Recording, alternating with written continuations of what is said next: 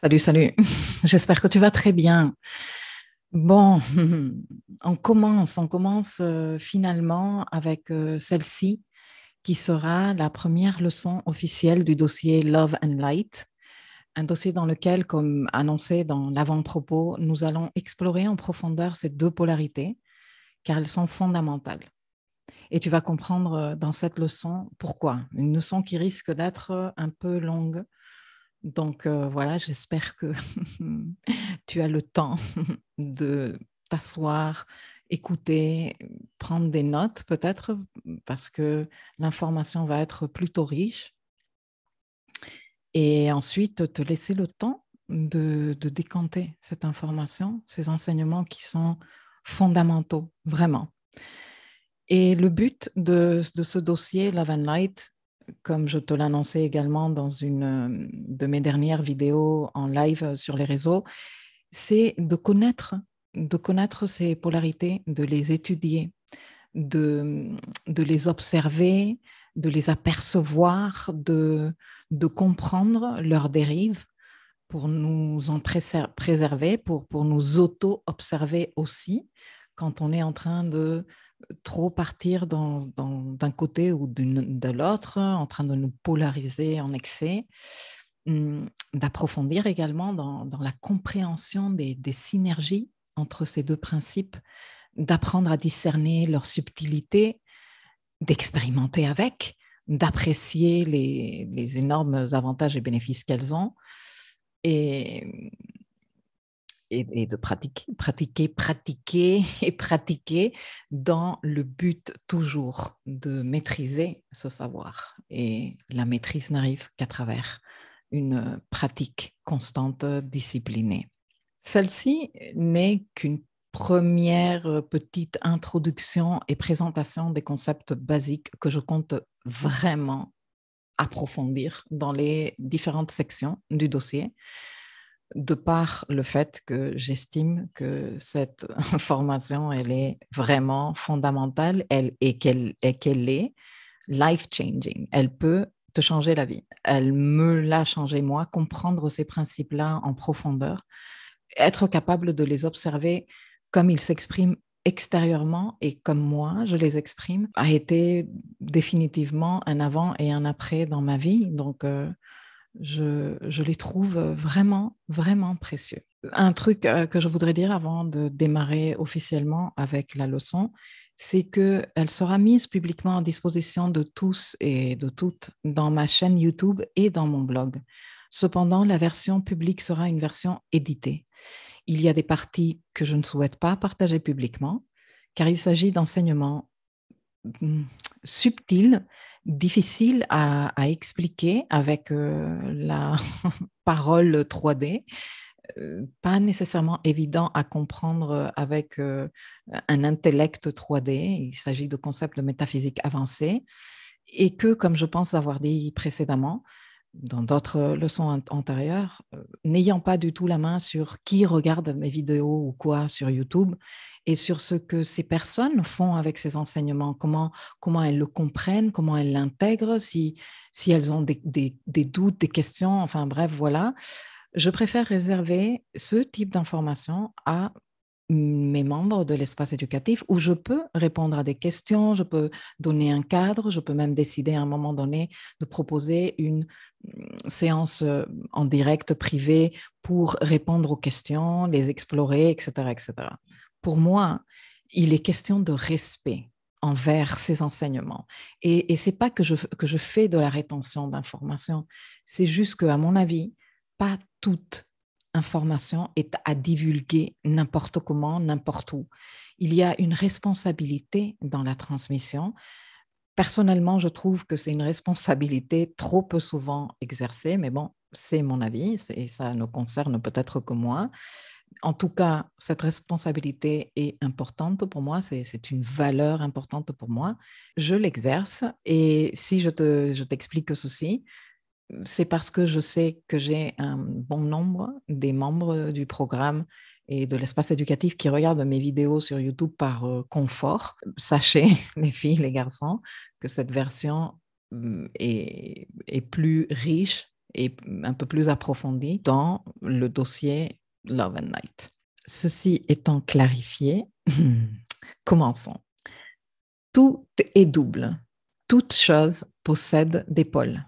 Tout a deux extrêmes. Semblables et dissemblables ont la même signification. Les pôles opposés ont une nature identique, mais des degrés différents. Les extrêmes se touchent. Toutes les vérités ne sont que des demi-vérités. Tous les paradoxes peuvent être conciliés.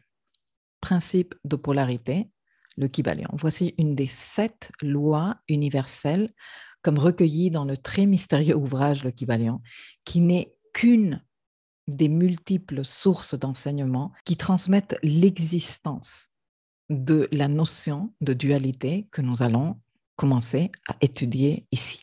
Tout, absolument tout dans la création a un pôle masculin et un pôle féminin.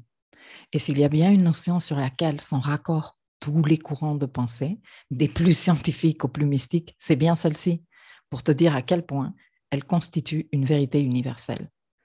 Il existe une multitude de symboles et de références universelles à ce tandem énergétique inséparable qui se trouve à l'origine même de tout ce qui est, de tout ce qui existe. Le yin-yang, par exemple, c'est un symbole universel de cette dualité. La notion de lumière et de vaisseau dont parle la Kabbale.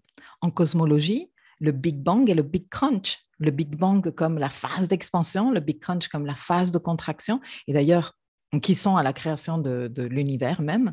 Et d'ailleurs, j'allais te dire que Big Bang, à mon avis, a une musicalité similaire à Yin Yang. Je ne sais pas qu'est-ce que tu en penses.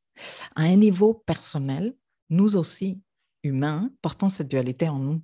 Et tout ce que nous faisons, tout ce que nous créons, que ce soit mental, émotionnel, énergétique ou matériel, porte l'empreinte de comment nous vivons cette dualité en nous.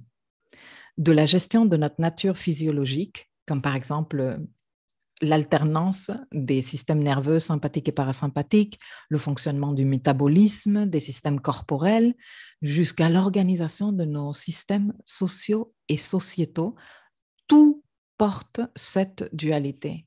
L'expression chaotique de ces deux énergies est propre à chaque structure, fondamentalement à chaque individu, du fait même qu'il existe le libre arbitre.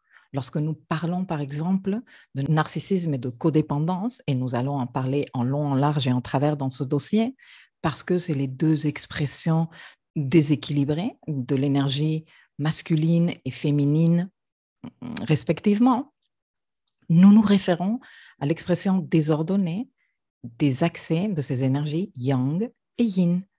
Il s'agit donc d'un schéma qui varie en degrés, en intensité et en durée, parce qu'en fait, c'est un spectre, ce n'est pas que tu es codépendant ou pas du tout codépendant, c'est qu'il y a différents niveaux de codépendance, comme des niveaux de narcissisme, et ça dépend de chaque individu, de son parcours, de son expérience de vie, de son niveau de conscience, de sa maîtrise de soi et du moment qu'il est en train de traverser. Ça aussi, ça joue. Alors personnellement, je ne veux pas tomber dans des clichés ici et je ne souhaite aucunement encourager l'un ou l'autre, puisque tu l'auras compris, les deux sont indispensables à la création de réalité et font partie intrinsèque et fondamentale de notre apprentissage sur Terre. Alors je sais bien qu'il y a des cultes et des mythes autour de justement le narcissisme et la codépendance qui sont des sujets fortement explorés dans le monde de la spiritualité et de la métaphysique et dont tu peux trouver du contenu à gogo sur Internet. Et il y a ce culte duquel on va parler très prochainement aussi, que le narcissiste est le méchant et que l'empathique est le gentil, comme dans un élan d'encourager l'énergie féminine et signaler du doigt la méchante énergie masculine. Ceci est un mythe, on va s'en occuper, on va en discuter, on va remettre un peu les pendules à l'heure et les points sur les i, parce qu'il n'y a pas un gentil et un méchant. Il y a des schémas déstructurés, des accès déséquilibrés qui viennent s'emboîter les uns avec les autres. Et donc, face à un schéma narcissique, tu vas trouver un schéma de codépendance et les deux vont s'emboîter parce qu'ils résonnent l'un avec l'autre. Donc, si tu es dans une situation de forte atteinte à ta personne à travers une personne ou une situation excessivement narcissique, c'est qu'il y a des schémas de codépendance à travailler en toi. Ça, c'est sûr. Mais bon, on ira là-dedans le moment venu. Je ne veux pas m'égarer parce que sinon, voilà quoi. Reprenons, comme je te disais, il existe différents niveaux, différentes intensités et différentes durées de ces déséquilibres. Je reviens dessus parce que je nous connais bien, messieurs, mesdames, et la tendance à tout être humain est à se polariser. Tu vois, nous sommes tous concernés par ces déséquilibres au long de la vie. Le truc est d'arriver à les maîtriser comme toujours. Et pour les maîtriser, ben, c'est toujours pareil. Hein. Il faut A, avoir les bonnes infos, les infos de bonne qualité. B, utiliser ces infos comme repère ou comme cadre pour s'observer avec honnêteté et bienveillance, pour identifier ces tendances. C, accessoirement comprendre d'où viennent ces tendances. Ça fait du bien à nombreuses d'entre nous, d'aller regarder dans le passé, mais pourquoi je suis comme ça, d'où vient cette tendance à la codépendance ou au narcissisme, à l'abus de pouvoir, etc., etc. Et finalement, D, prendre l'initiative active et volontaire d'aller au-delà de nos propres patterns. Tu vois, ça s'appelle se dépasser. C'est le dépassement de soi. Et ensuite, bien sûr, faire tenir cette histoire en s'entraînant avec détermination, courage, honneur et discipline jusqu'à maîtriser les affaires, comme on dit ici à La Réunion. Du coup, que tu sois dans un petit moment de quelques jours, quelques semaines ou quelques mois de mou, de procrastination, parce que tu sors d'une maladie, d'une rupture, d'une difficulté, parce que tu as du mal à t'ordonner ou à te discipliner, ce n'est pas la même chose, et je te le dis en gras et en surligné, ce n'est pas la même chose qu'être mou ou molle et en train de procrastiner à jamais et de manière systématique et prolongée, voire permanente. Que tu sois dans une période de ta vie où il te faut mettre le paquet, t'affirmer, t'ordonner, te discipliner, et que au cours de cette période de quelques jours, semaines ou mois, tu es moins concerné par ton monde émotionnel et tu es moins sensible aux autres, etc., etc. Ce n'est pas la même chose en gras et en surligné qu'être dans un élan narcissique à fond, individualiste, sec et froid, où la seule chose qui t'importe, c'est toi, tes objectifs, tes ambitions, et ce, de manière systématique et prolongée, voire permanente. Ou pire encore, te dire dans un cas ou dans un autre que c'est que tu es comme ça. Ah non, c'est que je suis comme ça, moi, j'y arrive pas. Moi, j'y arrive pas, je ne peux pas me mettre des objectifs parce que j'y arrive pas. Ou, ah non, mais moi, je suis comme ça, hein, moi, je trace quand j'ai un objectif et je m'en fous de qui se trouve sur ma route, tant pis pour lui, tant pis pour elle. Non, tu n'es pas comme ça. On va changer cette perspective. Et ce sujet est tellement important, comme je te disais tout à l'heure, que je suis juste trop contente, enfin, de pouvoir m'occuper de créer ce contenu et que je suis encore plus contente de te savoir ici à écouter, à recevoir ces précieux et inestimables enseignements qui sont difficilement trouvables et lorsqu'on les trouve, sont très hermétiquement transmis.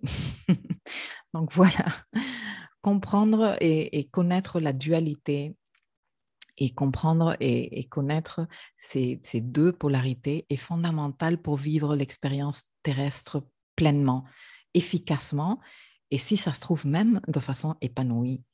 Dans la dimension matérielle où nous évoluons sur Terre, la 3D, nous apprenons au travers de discordances.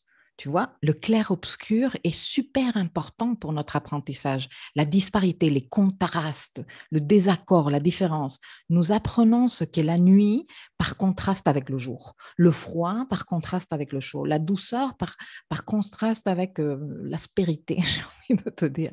On apprend comme ça. Chaque chose, chaque situation, chaque idée a une polarité contraire qui nous sert de référence. Pour comprendre un pôle, on utilise le pôle contraire. Et l'exploration des polarités et des extrêmes, dans cette exploration-là, nous apprenons les nuances et nous développons le discernement qui est une compétence d'importance superlative dans l'évolution spirituelle sur Terre. Le moi et l'autre, dans nos relations humaines, sont les deux polarités de la dualité du soi. Le processus d'individuation, qui est celui par lequel un individu prend possession totale de sa singularité, de son moi, consiste à se détacher et se distinguer de l'autre. Tu vois, par exemple, moi et maman sommes différents. Ça, c'est un processus très important dans le processus d'individuation de tout être humain. Parce que maman est celle avec qui on est en fusion dans l'expérience prénatale. Et donc, c'est la relation la plus difficile à terminer de surmonter. Et je te renvoie d'ailleurs vers une vidéo que Carla et moi avions fait en 2020, je pense, sur le rapport à la mère. Je te laisserai les liens quelque part par ici. Dans ce processus de détachement, d'individuation, l'autre devient pour le moi le contraste, ce merveilleux et précieux clair-obscur qui nous permet, d'à travers la disparité et la différence, de connaître notre moi. Tu vois, ça permet au moins de se connaître, de s'apprendre soi-même et de se reconnaître ensuite. Tu comprends? Les deux polarités qui nous occupent sont celles que l'on connaît comme yang pour le principe masculin et yin pour le principe féminin. Chacune de ces polarités a ses propres archétypes, ses expressions et ses manifestations dans le monde de la 3D. Et on va en parler en détail dans les leçons à venir des sections correspondantes de ce dossier, même si aujourd'hui je vais te les présenter sommairement. La polarité féminine est reliée à la notion d'amour. C'est la vibration fondamentale qui anime toute énergie. On peut donc dire que amour égale énergie. La polarité masculine est reliée à la notion de lumière. Il s'agit de la manifestation physique tangible de la polarité féminine. On peut donc dire que lumière égale connaissance, intelligence, discernement. Donc, yin, amour, énergie vitale, chi, mana, la petite flamme, le cœur, l'âme. Yang, lumière, intelligence, connaissance, discernement, l'esprit, le mental. Tous les deux se réunissent et animent ton corps physique d'une énergie fondamentale pour t'aider à accomplir ta mission, ou plutôt tes missions. Lorsqu'on arrive sur Terre, tout individu se constitue de la triade fondamentale mind, body and soul, c'est-à-dire mental ou esprit, comme tu veux l'appeler, corps et âme. Le mental et l'esprit est relié à la polarité yang.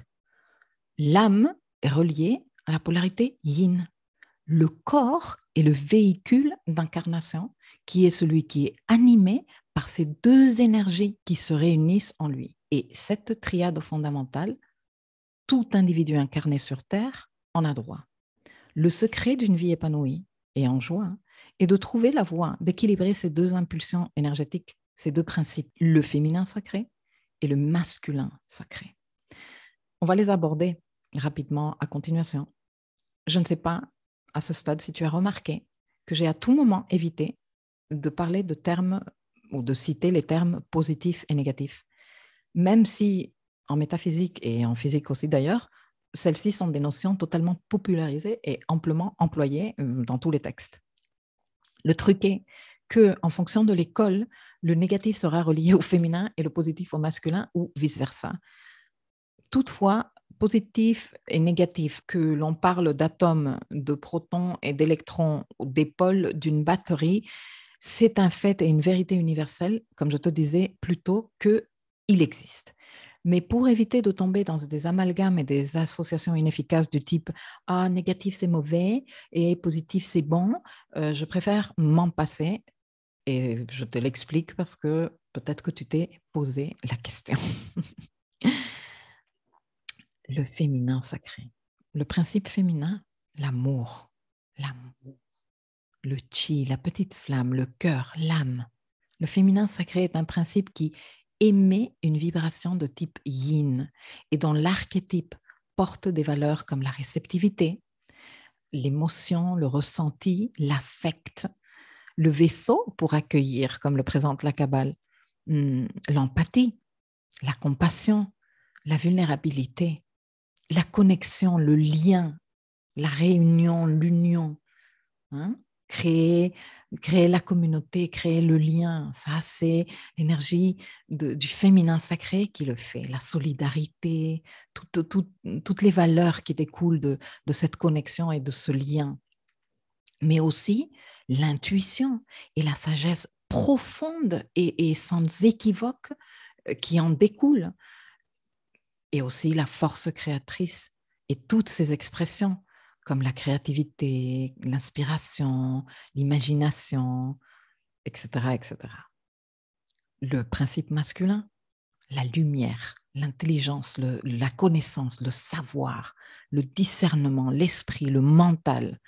Le masculin sacré est un principe qui émet une vibration de type yang et dont l'archétype porte des valeurs comme l'intelligence et la lumière qu'apporte le savoir, les compétences mentales en général, la logique, la capacité de raisonner R-A-I, okay, de raison, l'ordre, la structure, la stabilité, la solidité, la protection, la cohérence, l'intégrité, la dignité, l'honneur, l'affirmation de soi, le courage. Ces deux principes coexistent en nous et se complémentent pour nous permettre un maximum d'efficacité. Tu vois, je nous ai mis ici. J'ai trouvé ce petit symbole que j'ai trouvé super sympa et il me fait un peu penser à Pluton quand même. Moi, j'aime Pluton. Et donc, nous voilà, nous, ici.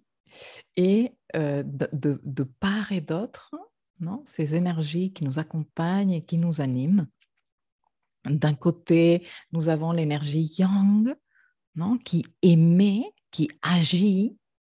D'un autre côté, nous avons l'énergie yin qui accueille, qui reçoit. J'ai même trouvé un jeu de mots super sympa ici. L'énergie yang qui résonne en se servant de la raison et l'énergie yin qui résonne en se servant de ses capacités intuitives et de ses ressentis, non, qui viennent de résonance avec son intuition. Voici nos polarités. Ces deux principes représentent donc l'éternelle dualité, au cœur de tous ces éternels débats philosophiques sur si le cœur devrait primer sur la raison ou vice-versa, et sur lesquels on trouvera tout type d'arguments et son contraire, les défenseurs, les détracteurs, etc., etc. La vérité est que ces deux principes et les archétypes qu'ils représentent sont tous les deux indispensables.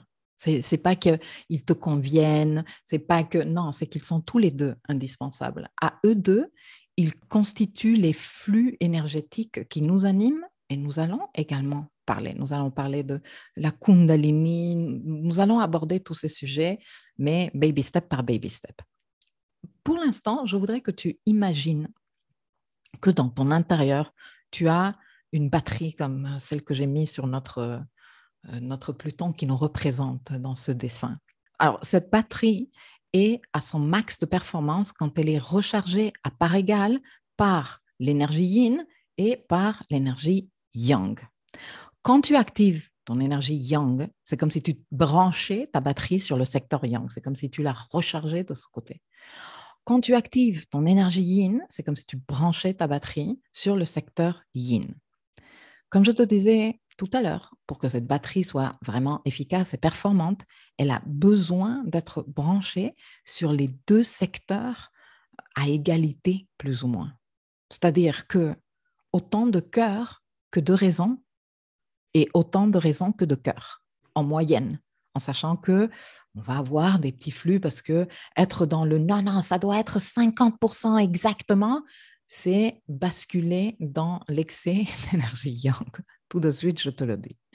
Donc, identifier les situations qui demandent plus de cœur et moins de raison, agir en conséquence, activer son énergie yin et donc recharger cette batterie de yin, reconnaître les situations qui demandent plus de raison et moins de cœur et donc agir en conséquence, activer l'énergie yang et recharger la batterie. Faire le travail d'observation et de connaissance de soi pour apprendre à apprécier les différences, pour s'entraîner à saisir Tu vois, le truc avec justesse.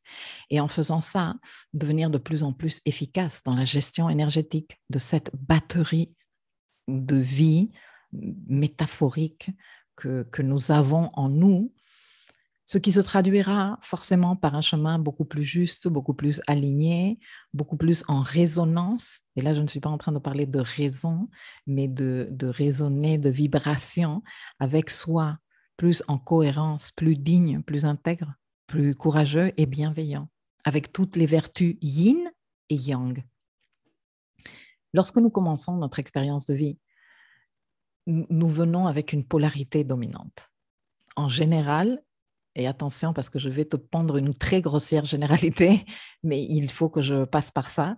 En général, les femmes sont plus naturellement polarisées yin et les hommes plus polarisés yang. Mais comme je viens de te dire, la généralité, elle est mais trop nulle. Et parce qu'en vrai, elle ne sert pas à grand-chose parce qu'il faut faire au cas par cas. Mais on va dire que, voilà, femme a une constitution qui est plus dans l'accueil et homme est plus dans le yang, dans l'émission d'énergie. Astrologiquement, il y a des façons d'identifier nos tendances plus yin ou yang. D'ailleurs, dans la leçon Les polarités masculines et féminines en astrologie qui a été publiée avant celle-ci dans le dossier, je te partage des clés astro pour que tu puisses d'ores et déjà aller explorer tes tendances natales et voir comment cela te parle, comment tu l'as exprimé, etc., etc. Plus de codes astro de type yin tu as, plus ta tendance à te pencher vers le yin sera forte, plus tu auras tendance à te polariser dans la chute du féminin sacré. Plus de codes astro de type yang tu auras, plus ta tendance à te pencher vers le yang sera forte et plus tu auras le risque de te polariser dans le côté narcissique, yang, etc., etc. Maintenant, pourquoi savoir ceci t'intéresse? Eh bien, parce qu'il s'avère que plus on penche d'un côté, plus on vit dans le déséquilibre, plus on exprime les énergies de manière désaxée. Comme il s'agit d'un combo, je te le disais tout à l'heure, il n'y a pas de ah, ben oui, non, ça c'est bon, ça c'est mauvais. Moi, j'ai l'énergie yang, elle n'est pas très forte chez moi, mais dans le secteur yin, tout se passe à merveille. Non. Si tu as de grosses difficultés à activer et exprimer de façon équilibrée ton masculin sacré, ou si ton masculin sacré est en chute, ton féminin sacré, il l'est aussi. Même si par la tendance à se polariser dans l'expérience 3D, tu vas avoir tendance plus à voir ou à ressentir un pôle ou l'autre. Ça fait partie de ce travail d'intégration que nous sommes en train de faire au travers du contraste. Donc, si tu t'exprimes ou te polarises du pôle yang, eh bien, il se peut que dans ton extérieur, tu sois en train d'attirer des personnes et des situations polarisées de type yin et vice-versa. Mais ça ne veut pas dire qu'un des pôles qui va à merveille et qui est en super équilibre et résonance et l'autre, il ne fonctionne pas. Si tu as identifié des dysfonctionnements d'un côté ou de l'autre, ça veut dire que l'autre pôle est aussi en déséquilibre. Et ça, c'est super important. Il n'y a pas que l'expression individuelle de ces énergies en chute. Comme expliqué en début de leçon, ces deux élans énergétiques infusent tout ce que nous faisons. Tout ce que nous faisons, tout ce que nous créons est infusé de ces deux polarités. On va aussi parler de tout ça dans le dossier. On va parler du capitalisme, par exemple, comme du narcissisme systémique, où le masculin est en chute et le féminin est complètement absent. Le yin n'existe pas dans le capitalisme. Et le pire est que beaucoup de ces expressions sont aujourd'hui socialement acceptées. D'ailleurs, dans une leçon à venir, on va parler des cultes et on va parler des mythes yin et yang, parce qu'il y a des deux côtés. Donc, en fait, il y a des choses qu'on accepte socialement. C'est, par exemple, pour continuer avec l'exemple du capitalisme, c'est normal pour beaucoup de personnes que dans ton entreprise, on s'en fout complètement de l'humain. Genre, mais c'est normal, tu es ici pour travailler. Le reste, c'est pas pro. Ton émotion, ton état émotionnel, comment tu te sens, les liens. Ah non, ça relève du perso et c'est presque vu comme un handicap. Tu vois, l'affectif, c'est un truc perso. Il faut faire la différence entre le perso et le pro. On nous enseigne à ranger ça dans des tiroirs. Et donc, qu'est-ce qui se passe? Il y a des systèmes où il n'y a que des polarités présentes. La tendance transhumaniste, par exemple, l'intelligence artificielle, Elon Musk et compagnie, expression du masculin en chute. Les systèmes familiaux, ça sont un très bon terrain pour le féminin en chute. Le plus important, c'est la famille. Il faut aimer la famille par-dessus tout. Sans la famille, tu seras seul et livré à toi-même à jamais. Il faut tout pardonner à la famille. Ce qui fait qu'au sein de familles, pas de toutes, bien sûr, mais voilà, on n'est pas tous concernés par tous les exemples que je te donne, OK? C'est juste des exemples pour t'aider à repérer l'expression de ces énergies déséquilibrées. Mais au sein de certaines familles se tiennent des violences, des abus et des situations très traumatisantes, aussi bien dans le domaine physique, sexuel que dans le domaine psychologique, émotionnel, spirituel et même énergétique. Et ne pas poser les limites. Tout pardonner, tu vois, se soumettre à cette idée que bon, c'est la famille et qu'il faut tout accepter dans la famille. Mélanger l'émotion et l'affect. Les amalgames émotionnels et affectifs, ça a d'ailleurs un nom en psychologie, on parlera aussi. Les manipulations à gogo, les chantages, etc., etc. Ça, c'est du terrain de culture excessive yin et de déséquilibre, de continuer à encourager ce déséquilibre. Alors que l'administration efficace de ces deux énergies nous mène à l'équilibre. Et cet équilibre, nous, on le ressent. On le ressent intérieurement et après, on l'exprime dans les différents domaines de notre vie. 3D aussi. On l'exprime dans un parcours de vie beaucoup plus apaisé, dans des relations beaucoup plus épanouissantes, dans une gestion de notre vie matérielle, de notre corps beaucoup plus agréable.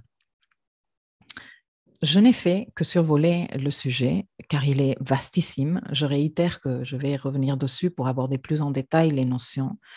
Mais je ne voulais pas terminer ce premier aperçu sans donner un message de guérison, surtout pour ceux et celles qui ont pu s'identifier à un moment donné dans l'excès d'un côté, la chute de l'autre, et qui pourraient se laisser tenter par un des grands mensonges du système narcissique scientiste, comme je te disais tout à l'heure, concernant le développement de la personne, qui sentence les individus, les personnes à des diagnostics et ils nous condamnent à vie.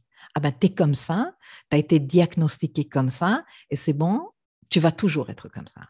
Il n'y a pas de voie de solution. Bon, peut-être en prenant quelques cachets que Big Pharma fabriquera pour toi, tu vas peut-être te sentir un peu mieux. Mais pour le reste, c'est mort. Ceci est faux.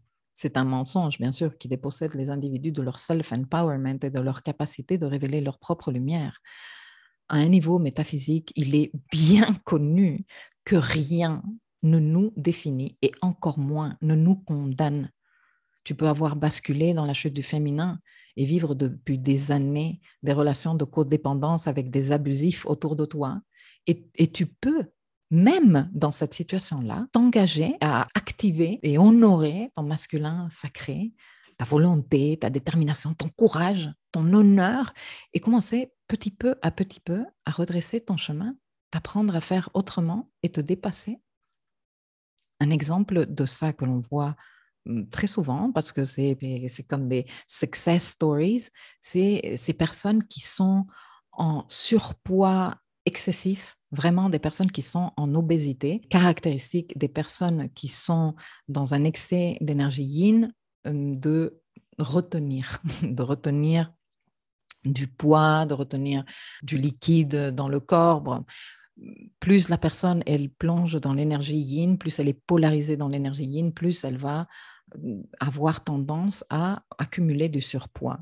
Et il y a énormément de success stories de personnes qui disent un jour, j'en ai marre d'être handicapée par mon poids, j'en ai marre de me sentir sans énergie, j'en ai marre d'être dans la dépression, et donc elles activent leur masculin sacré, et à force de volonté, petit peu par petit peu, bien sûr, parce que c'est sûr que quand tu as plongé pendant 20 ans dans l'énergie yin et que tu as 100 kilos de plus sur toi, franchement, ça demande un effort énorme, mais petit peu à petit peu, plus elles activent et elles honorent le masculin sacré, plus elles rechargent leur batterie intérieure, et plus elles rechargent la batterie d'énergie yang, plus ces énergies s'équilibrent à l'intérieur, et plus on commence à avoir une administration efficace, plus ces personnes-là ont de la force de volonté, plus elles savent poser des limites, dire non, ça je ne mange pas,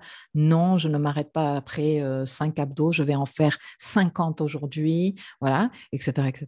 Et à un moment donné, tu les vois et tu dis, waouh, mais comment c'est possible? Il y a 18 mois, regarde, et maintenant, regarde, c'est incroyable. Bon, ça, c'est des exemples de la vie réelle, c'est pas un mensonge, de personnes qui baignaient dans le yin et qui étaient dans la chute du féminin, mais totalement, et qui ont su activer et honorer leur masculin sacré, redresser leur chemin, et se sont appris à faire autrement, se sont dépassés.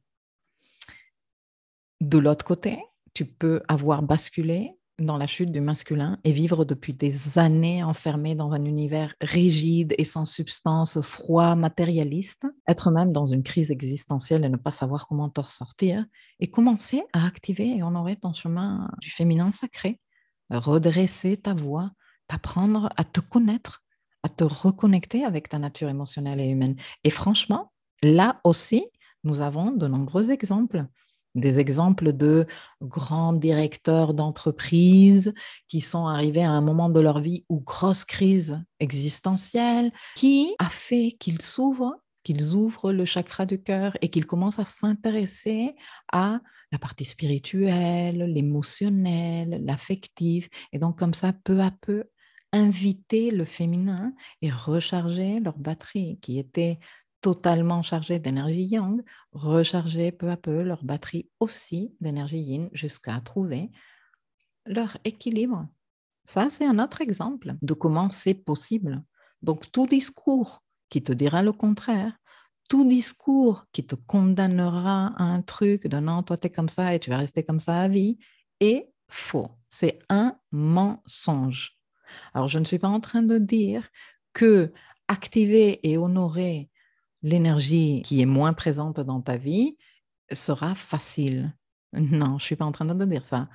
Il faudra du temps, il faudra de la patience, il faudra dépasser tes schémas. Mais c'est possible. Tu n'es voué à rien, tu n'es condamné à rien, tu n'es ni maudit, ni maudite, ni foutu, ni rien de tout ça.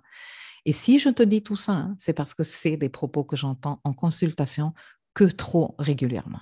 Alors, il faut trouver un équilibre. Déjà, il faut savoir que nous sommes tous concernés par ces déséquilibres, comme précisé en début de leçon, et qu'on n'est pas tous au même niveau, ni à la même intensité, ni dans la même durée de ces déséquilibres, et que tout dépend de voilà, notre expérience de vie, nos caractéristiques, etc., etc. C'est à toi de déterminer où tu t'en trouves et de faire le nécessaire pour rétablir l'équilibre dans ta vie. Dans ce dossier, on va explorer plus en profondeur les déséquilibres. On va continuer à parler de la voie de la guérison parce que c'est à la portée de nous tous. Même si tu as un excès de yin, tu vas avoir tendance à te trouver toutes les excuses. Non, mais je suis fatiguée. Non, mais parce que je ne peux pas faire de sport, parce que j'ai le dos, je ne sais pas quoi. Non, parce que voilà, tu te trouveras les excuses parce que l'excès de yin fait ça. Et si tu es quelqu'un qui est dans l'excès de yang, tu vas avoir tendance à penser que tout ce que je te raconte ici, c'est des conneries. Ça, c'est l'ego du yang qui dit non, mais c'est quoi ces conneries? Arrête. C'est toi qui contrôles la vie, c'est toi qui maîtrises tout. Ce que toi, tu décides, tu feras, etc., etc. Bon. Ce genre de tentations démoniaques surgissent principalement quand, dans le processus de rééquilibrage de nos énergies, on est face à un challenge, on est face à une difficulté, quand on est défié à briser nos schémas de comportement et émotionnel aussi. Mais en fait, la voie de la guérison, enfin, pour te le résumer très rapidement, de ces énergies en chute, c'est en cultivant l'équilibre.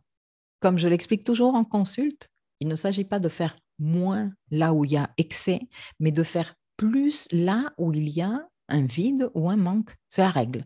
Et ça marche à tous les coups. Alors, tu peux te servir de l'information que te miroite ton extérieur pour identifier le travail à faire en toi, comme je te disais tout à l'heure. Si ton extérieur, situation, individu ou autre, se personnifie en yang avec violence, tu vois, que tu peux le voir, que tu dis, oh mon Dieu, si ça t'épuise, si tu sens que tu n'en peux plus, que tu es à bout, que la vie s'acharne sur toi, que tu n'as que des difficultés et des contraintes, si tu te fais de la peine, c'est classique, si tu te fais de la peine, si tu as tendance à accumuler des objets, des kilos dans ton corps, si tu fais de la rétention d'eau, si tu as du mal à générer tes ressources ou à les administrer, si tu as du mal à matérialiser tes projets, à persévérer, si tu souffres, si tu es en souffrance régulièrement ou constamment, si tu es noyé par ton émotionnel, si tu te dis souvent, voire tout le temps, je n'y arrive pas, et je ne te cite que quelques exemples parce que je veux vraiment clôturer la leçon, ça veut dire que tu es de tendance à te polariser yin et que tu es en carence de yang. Il te faut donc activer et honorer le masculin sacré en toi. Si ton extérieur, situation, individu ou autre, se personnifie en yin avec intensité, si ça t'agace, si ça t'énerve, si tu trouves que tu n'as que des chochottes autour de toi, si tu penses que tout repose sur tes épaules et que tu es le seul ou la seule qui pourra tirer tout le monde, ton entreprise, ta famille, ton business, tes amis, d'affaires, si tu ne fais que travailler, si tu as tendance à être constipé, si tu as tendance à faire des insomnies, si tu ne peux pas te souvenir de la dernière fois où tu étais vraiment détendu, si tu es convaincu que quand les choses ne se matérialisent pas dans ta vie, c'est parce que tu n'as pas fait suffisamment, si tu es radin ou radine, si tu n'as pas de vraies relations significatives autour de toi, si tu te prends pour un justicier et tu penses que tu dois intervenir à chaque coup pour restaurer l'ordre, si tu penses que le repos et que dormir, c'est fait pour les fainéants, si tu penses que ralentir le rythme, c'est perdre ton temps, si pour toi, la spiritualité équivaut à aller à la messe et ça ne t'intéresse pas plus que ça, si tu peux te remarquer blasé de la vie ou dans un esprit nihiliste, si tu te sens même en crise existentielle, mais que tu continues à t'acharner parce que tu continues à te dire que si ça cloche, c'est parce que tu n'as pas fait suffisamment et que tu vas continuer à faire pour t'en sortir. Si tu te dis que tu t'en fous de tout et que tu ne peux que compter sur toi et qu'en disant ça, tu te sens quelque part vide, et je ne cite que quelques exemples pour clôturer, il est très fort probable que tu sois polarisé yang et que tu sois en carence de yin.